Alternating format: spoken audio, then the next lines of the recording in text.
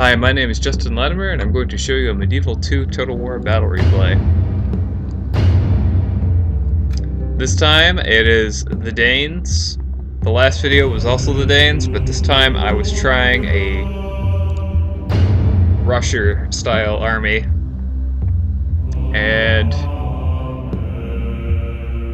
well, you'll see.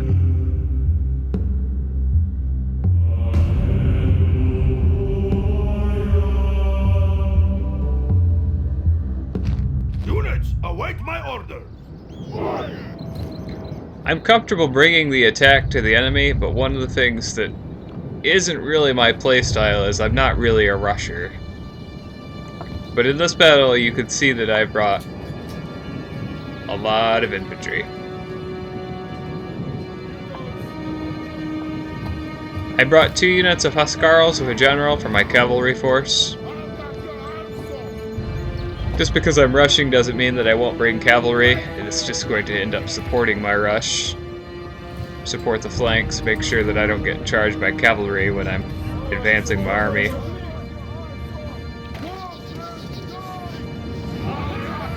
Definitely bringing some Norse axemen. And one of the things that I found was that the Norse swordsmen are a pretty affordable unit. They only cost about 400 florins. So I would invest in a few of those. I bought about 3 of them.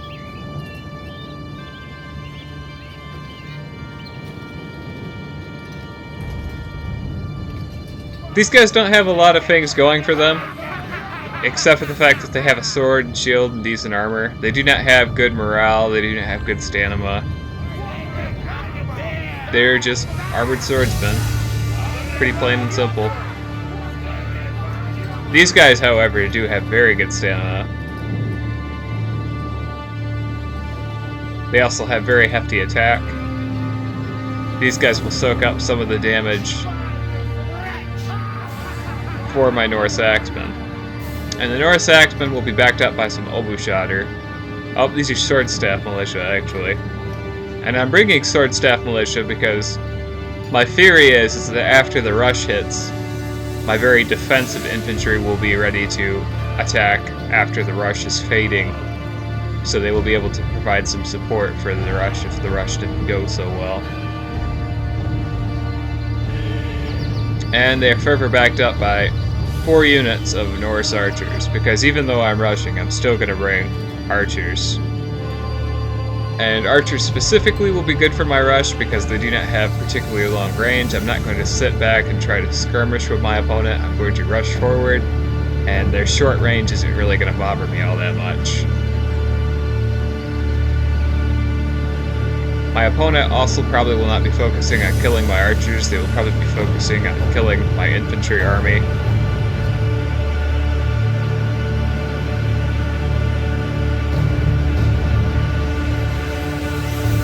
And along with my heavy cavalry, I've also brought some light cavalry in the form of my mounted crossbowmen to help make sure that the rush will get to the enemy army safely.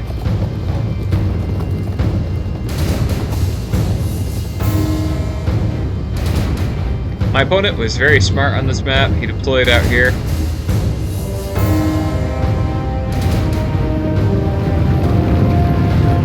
He's brought some arquebusiers, dismounted Norman knights, Italian spear militia, Muslim archers, and Norman knights cavalry.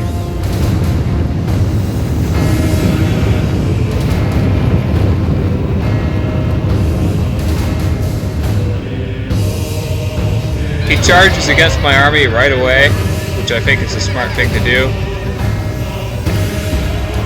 And he gets a charge off against some of my spirit swordsmen.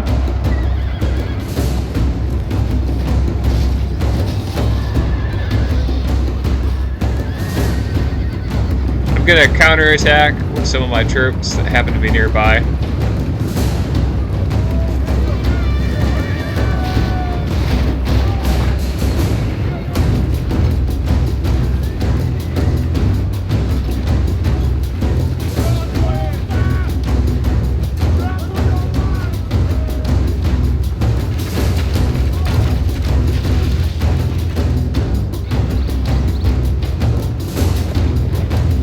brought up my own cavalry.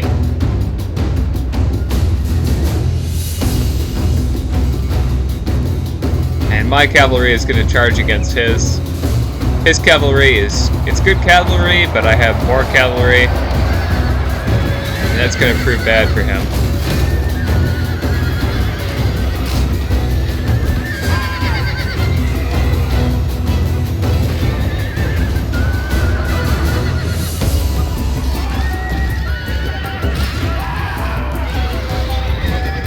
See, some of my general's bodyguard have penetrated the Norman Knights. Norman Knights are down to about 14 men. Very much encircled. Huscarls are very much brawler cavalry. They're not the best cavalry in the game, of course, but if you get into a prolonged melee with them, they'll end up proving themselves quite competent. He charges in with more of his Norman cavalry, which is not necessarily a bad idea. He killed a lot of my Huscarls on the initial charge. But I have the force of my entire army to counterattack. And the Norman Knights are out.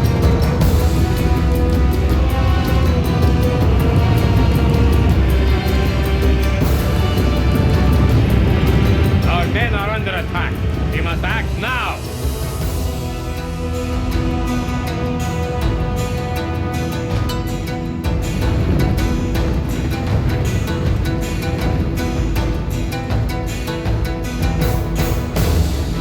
I'm going to rush some of my sword staff militia into position. My opponent is marching out to meet me. It would have been a good idea to isolate these units that came out first. Our men are under attack. We must act now.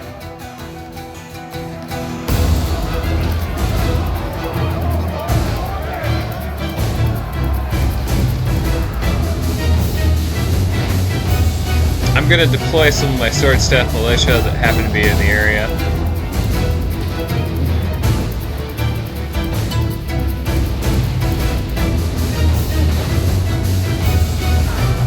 You can see some of my Norse swordsmen are routing.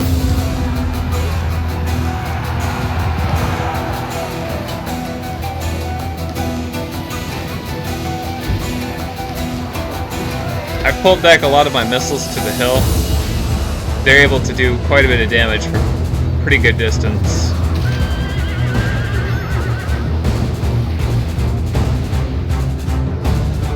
My opponent's archers also have really good range, which is bad for me.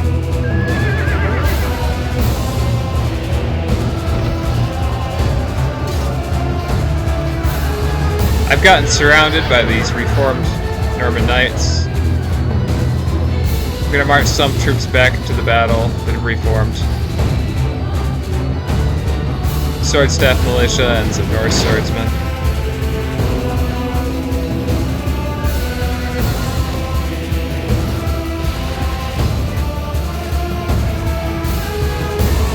You can see my archers are doing quite a bit of damage.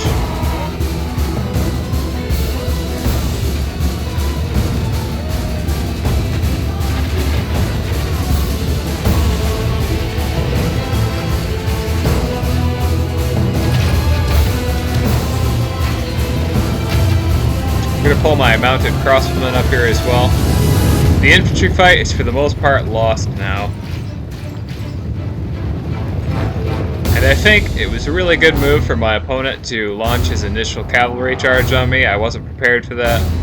I had entered a mentality of rushing, which is all I was thinking about.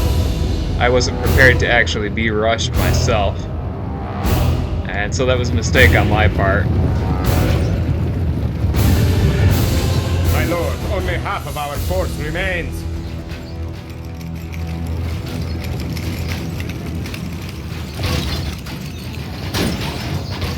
And so I'm lucky to have this hill to retreat too. Back here I'll be able to do quite a bit of damage before the battle's over.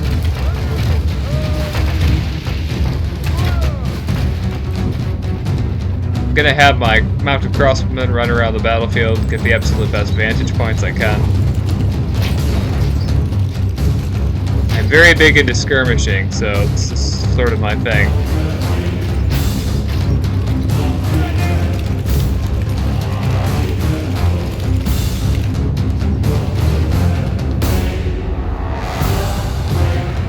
My reformed side staff militia down here, they're just going to get hit with too many arrows to be able to continue to fight. My opponent has marched some dismounted Norman knights up through the trees. Very good decision. The trees would have protected them as they advanced. When they get up close to my army, I'm going to have my Norse archers switch to hand-to-hand.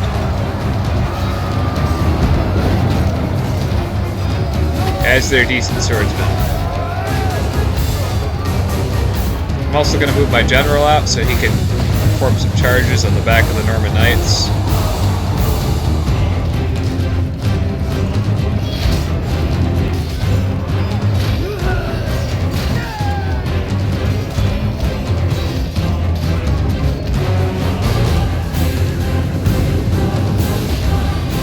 You can see the Sicilians have thinned out my Norse archer ranks.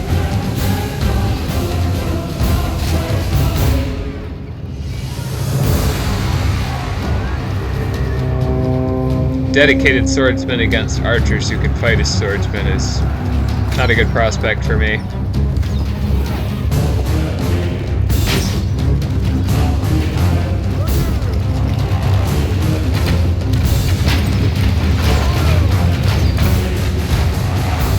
Only half the enemy force remains.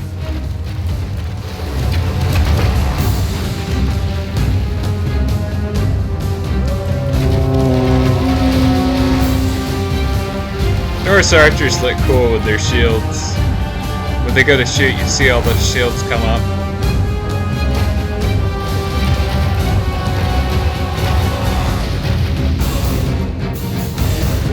Norse archers are good archers, but you have to appreciate what they are. They're decent archers who have decent combat abilities, so they're very flexible.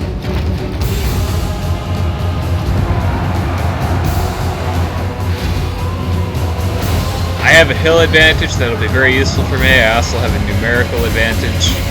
I outnumber the Sicilians that are coming to fight me up here.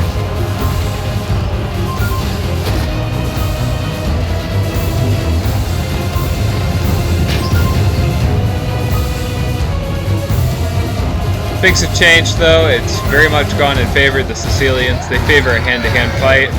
I favor a missile fight. I have no more hill to retreat back to, so I'm going to dedicate to an offensive. I'm going to have to use my light cavalry as hand-to-hand cavalry. My opponent's brought up some spearmen as well.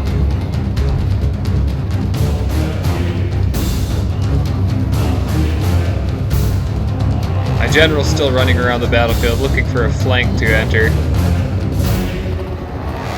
I'm going to assist these very, very much depleted archers because I need this flank to hold up. Some of my men are fighting as missile units again, which is what they should be doing.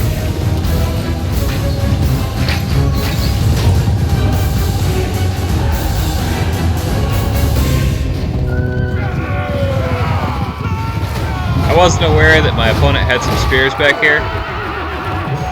Otherwise, I probably would have had more success against these archers.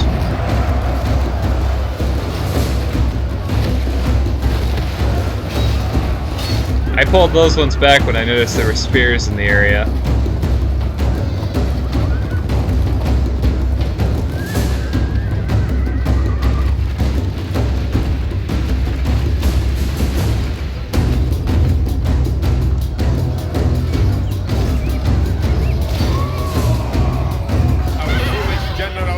His life away, and perhaps our chances of victory with it. My mounted crossbowmen are coming back up the hill. I'll be able to send them into the backs of the enemy assault infantry. Our army is tiring. I defeated the Sicilians on this side. I'm going to march these archers forward to fire on the enemy advance.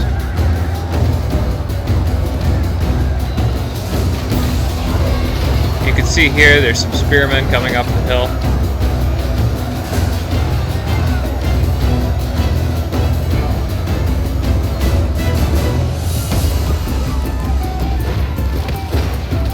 Some of my mounted crossbowmen are routing now, which is unfortunate for me.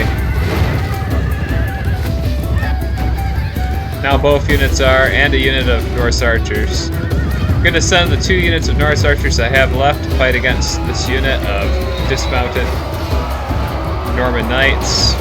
There are only 6 of them. I just got hit in the back by these spear militia. But not everyone catches. Today, but we bear no shame. We fought well. And there we are. My rush has been defeated by the Sicilian forces of Moldy Joe.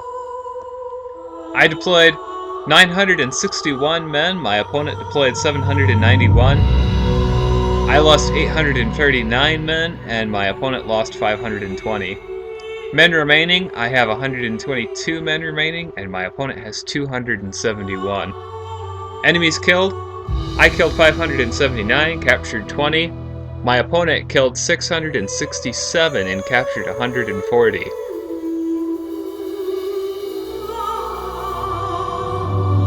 The percentages here show that 87% of my allies were killed and 66% of the enemies were killed. Casualties inflicted, General's Bodyguard, 60. So the General's Bodyguard did very well here. Huscarls, 35 and 17. My Huscarls did not do their absolute best. Mounted Crossbowmen did very well with 81 and 71. Sword Staff Militia performed pretty poorly with 2, 4, and 2. Norse Axemen did good with 18 and 20. And my Norse Swordsmen were kind of all over the place with 2, 18, and 11. And another unit only with 1. Norse Archers performed very well with 67, 57, 49, and 64. Some advice and why I didn't win this battle would be my opponent was very smart to charge my forces when I wasn't ready. He probably couldn't know that I wasn't mentally prepared, but it worked out good for him anyways. Another thing is, if you're playing against the Danes do not have a lot of infantry to defeat cavalry. Cavalry can be used to great extent against the Danes. And Sword Staff Militia and Obuschader spear wall units, they will do really well against cavalry. But the Danes do not have good spears. The best spears they're able to bring is spear militia. The Danes can invest very heavily in shock troops like the Danish Norse Axemen. And the Norse Axemen can do a ton of damage, but they're not really all that great against cavalry. Cavalry charges can decimate them if used effectively. They're also somewhat decent against cavalry, but it has to be ideal circumstances for them. My Norse swordsmen, however, would have been very weak against cavalry, so charging cavalry against my army was a very good bet for my opponent. My infantry did not perform very well. My rush did not go as planned. I wasted my cavalry in an early cavalry engagement. Even if you are rushing, you need to be patient. You need to wait for the opportune moment to attack. Get to know your opponent a little bit better, maybe. And overall, I would say I did very well, so I'm not really worried about how I did in this battle. I didn't do perfectly, obviously, as I didn't win, but there's definitely some lessons to learn from it. Good game to my opponent, Moldy Joe. He did very well.